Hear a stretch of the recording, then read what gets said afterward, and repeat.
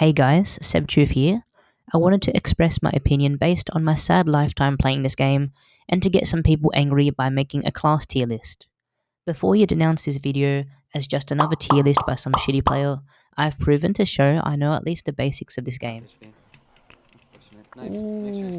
I designed and led the first Lost Halls under 10 minutes, forever shaping the future of Lost Halls farming, and done some crazy things like learned how to rush Shadows, Crystal Cave, Lost Halls consistently, and done a 4-man Petless Void. But that's enough cringe facts about me.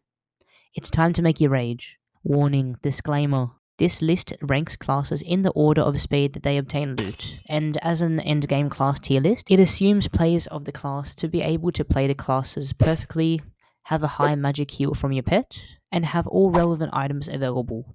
This mostly values classes in solo play, since when playing with others it can decrease the amount of loot you get and your impact is much less, so it doesn't really matter what class you play. Before I get into this, I don't think there is any bad classes. It's just some are so stupidly broken beyond belief if used to their maximum power. Also, Lost Halls rushing is important because it can net you 16 potions in 3 minutes if you clear all of the pot rooms, compared to the average like 1 per minute that you normally get.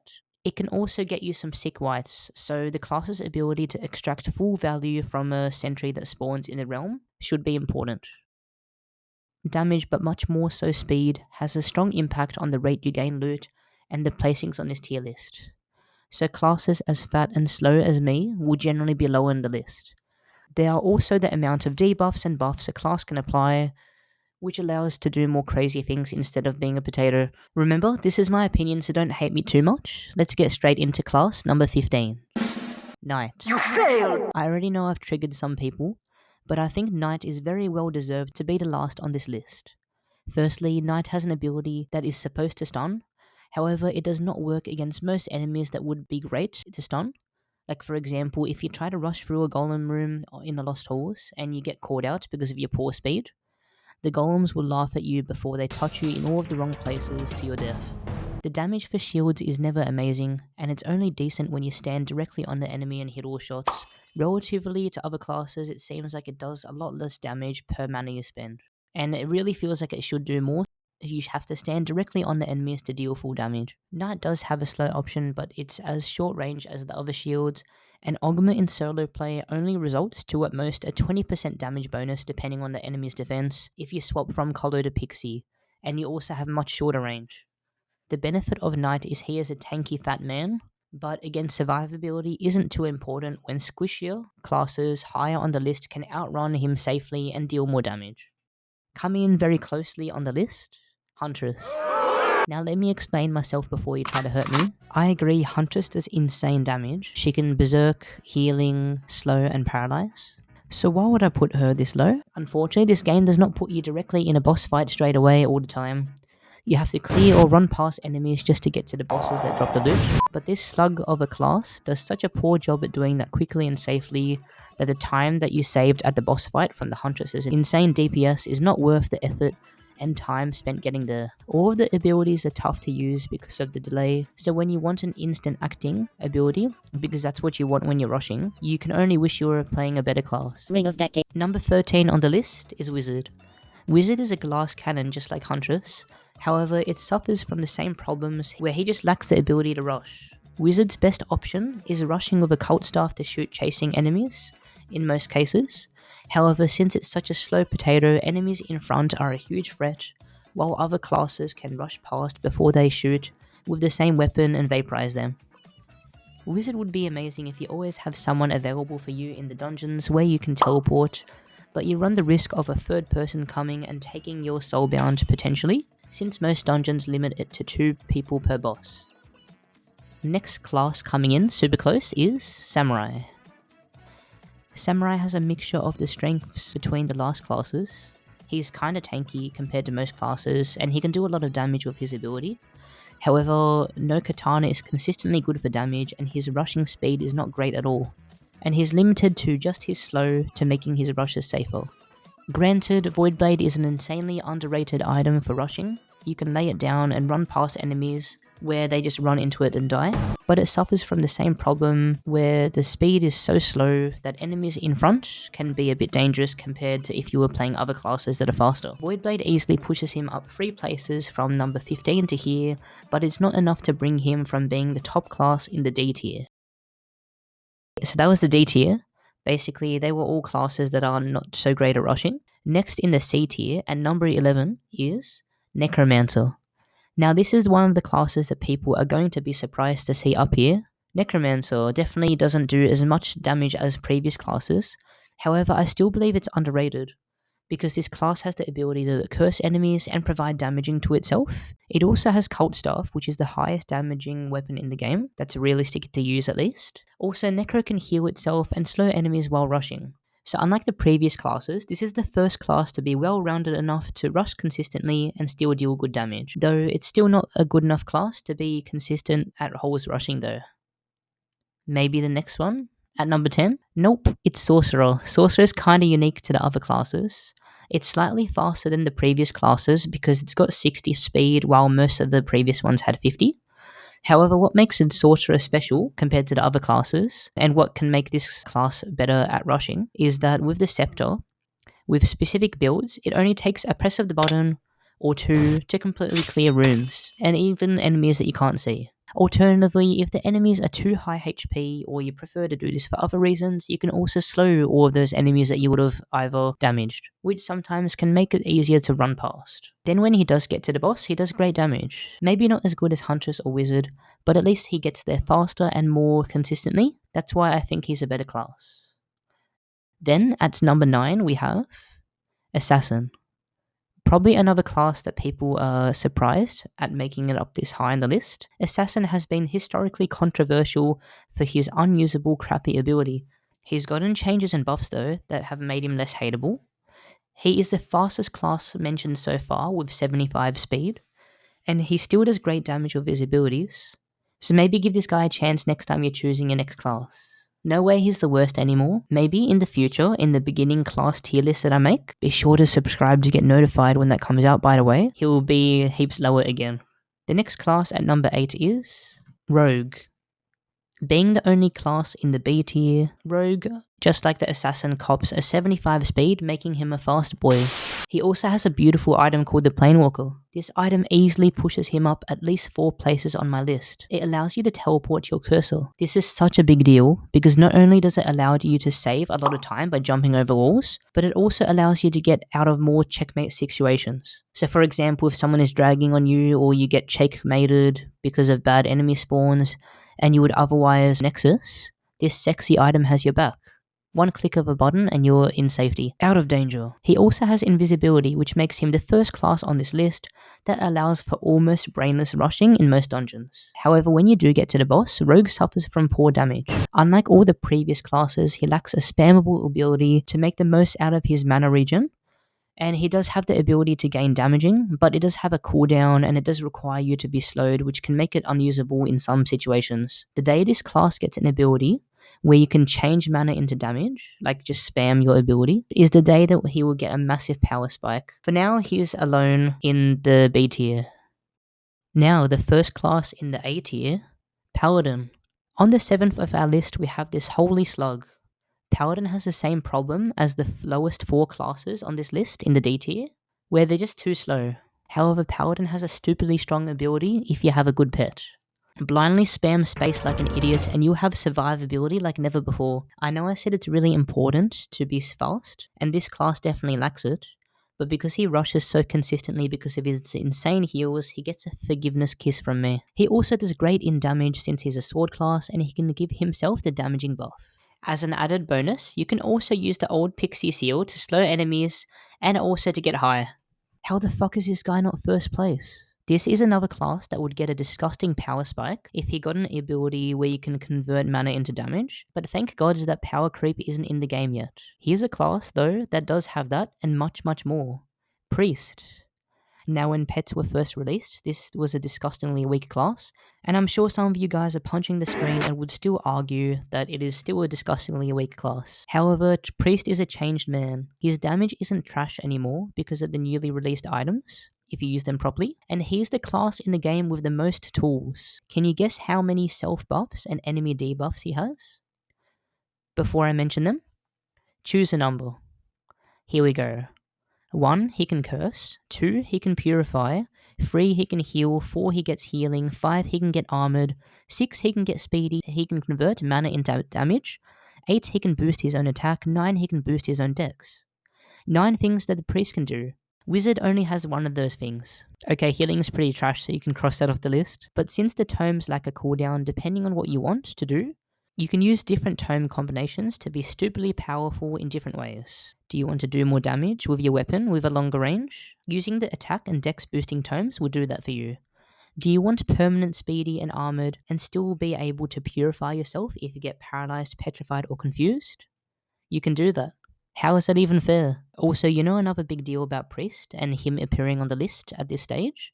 He's the first class on the list to get Speedy. Speedy is an insanely big deal. It's in my opinion the best buff you can gain, or debuff you can give. This is because it greatly increases your speed, which not only makes it easier to get between loot bag to loot bag, but it also means if you're a mechanically proficient player, it makes you better at dodging and requires you to nexus less when in tough situations. I can honestly keep going about Priest. Like for example, since the self-damage buff of Priest is an attack and dexterity boost, you can still increase damage buffs by receiving a berserk or damaging buff by another paladin or warrior. Furthermore, Priest can use Bulwark to pre-fire shots while a boss isn't spawned or is in invincibility phase to further boost damage. Okay, I'll stop. The drawbacks to this class is you do need a lot of swap outs to achieve its full potential, so that takes up a lot of bag space, and it can be mechanically intense to play. Swapping between free abilities is not easy. Also, despite the damage boosting tome, his damage still isn't incredible, but the future classes might have that. Next, at number 5, Wario. I'm sure a lot of people are surprised that this class isn't higher. Wario is damn amazing. The damage he deals is insane. He can get the second most damage in the game. He also has Speedy, which you know I'm in love with, but why is he 5th and not 1st or 2nd? Wario has a few problems that if polished would make him heaps more insane. Like for example, he has a cooldown on abilities. The issue with this is he can't quick swap between them to fully utilize his kit. He has to choose one and run with it basically. That's why I would only recommend carrying a tier 6 or tier 7 helm, and maybe be a helm if you don't need the speedy anymore and you want to further maximize damage. The rest are trash. I'm looking at you, Jog. But imagine the potential of Wario if you could have speedy and armored at the same time like Priest. That would be disgusting. The benefit of Wario over Priest though is his insane damage output. But another issue about the ability cooldown is he can't have a permanent speedy unlike Priest. So your speedy can run out at an unfortunate situation, like for example if you're trying to make it through a golem room, and it can make your life tricky for you. This also results in a speed decrease since he doesn't always have the buff. The great thing about having to only use one helm though is this is a noob's class. You can literally be a chimpanzee and play this class well. This is my favorite class to play after work while streaming because you can turn auto fire on, hold down W, press spacebar every 5 seconds or so, strafe occasionally, and even though you have less mechanical skill than a Hearthstone player, you can still do amazing shit. The top 5 positions all have their standout dungeons that they can complete the fastest. Like for example, Warrior definitely gets the gold medal for being able to complete LOD the fastest probably. Now 4th place, Archer. Archer has recently gotten a lot of love. His classic items are trash, but some of his recently released items have jumped him up at least 8 places on my list. When I play Archer, it's almost all about Quiver of Shadows and Quiver of Shrieking Spectres. That's the ST one, by the way. All I do is permanently speedy by using the ST Quiver to get to the boss, then change the Quiver of Shadows and spam away. I also wear the bow and the armor from the ST set to gain a nice stat bonus. And also because the bow is the best bow in my opinion, that's for another video, and the armor gives you the most tanky stats to make rushing easier. Not only does the ST ability speed you up, but it also applies slow to enemies around you to make rushing even safer. Archer also has the option to slow distant enemies and paralyze them, which makes enemies easier to hit and makes it safer for you to maximize your damage. He also has a daze option, but that's crap though, don't worry about that one. Archer can do Abyss, Puppet Theaters, Snake Pits, and UDLs the fastest out of any class. Now for the top 3, coming in at 3rd, Ninja. Ninja's interesting. I don't think anyone has ever reached full potential of Ninja before, Before I get in too deep into what the greatness of Ninja can do, let me explain how Ninja got here. Ninja has a permanent speedy, which gets the thumbs up from me. Normally on a class this squishy, it can be hard to use. However, Void Blade. Oh my god, Void Blade is amazing. Turn on auto fire while holding this thing, run past enemies, they all chase you to their death. It's like Singed, but it's in Realm of the Mad God, and it's an insta-kill in most cases. Since ninjas don't have a cooldown, you can instantly swap to gain Armored from the ST star, or gain Berserk from Star of an Enlightenment, something like that. Crystal Star. Or you can also paralyze enemies with Midnight Star. The Berserk boosts ninjas' damage by a substantial amount, but the secret overpoweredness is its combination with Void Blade. Now, I normally use Void Blade to insta-kill, for example, Rufin, Snake Pit Troom, Cage Kami, and the Toxic Sewers boss. But I believe if you learn boss phases perfectly, you can potentially use the combination of the Star of Enlightenment to get Berserk and Void Blade to insanely speed up other boss fights. Like for example, I think Ninja could potentially complete Cult, Marble Colossus, the Fungal and Crystal bosses, and Mountain Temple bosses the fastest. But it's not all based on speculation. Ninja's speed and survivability and damage is what got him here on this list. Second, and I know you guys might hate me for this, is Mystic. Alright, listen, I know it's a meme to call Mystic the worst class, but newsflash, Mystic has the highest DPS out of any class in the game. You don't believe me? Welp, Mystic has the Cult Staff, which is already the highest damage weapon in the game, other than EP, but that one's not really usable. She can self-berserk with tier 6, tier 7 orb, and provide self-damaging with conflict, both permanently, and on top of that, curse enemies. Warrior simps for Mystic. You know what else? While Mystic has permanent damaging and berserk and curse, she also has permanent speedy. And since she uses orbs twice every 3 seconds to get the massive damage boost, she also stasises twice every 3 seconds. I'm surprised I haven't seen players like BTL delete things on this class before and insane content come out around this class's power. But to be fair, I rarely play on it because conflict is such a pain in the ass item to get, and losing it once before made me want to put a toothpick in a specific hole that I can't specify on this kid-friendly platform. An added bonus is Mystic always has the longest lasting slow in the game. Because Mystic has the highest DPS, I think Mystic has the potential to complete dungeons the fastest where the bosses have a substantial amount of health. Archers wreck like dungeons where the bosses have lower HP,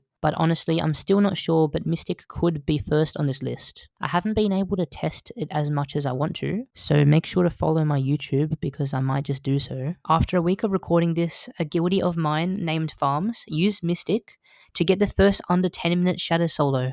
He damn showed how OP Mystic is when played well, and I fucking called it! I think the true potential power of Mystic hasn't been properly explored though, so we'll see what happens in the future.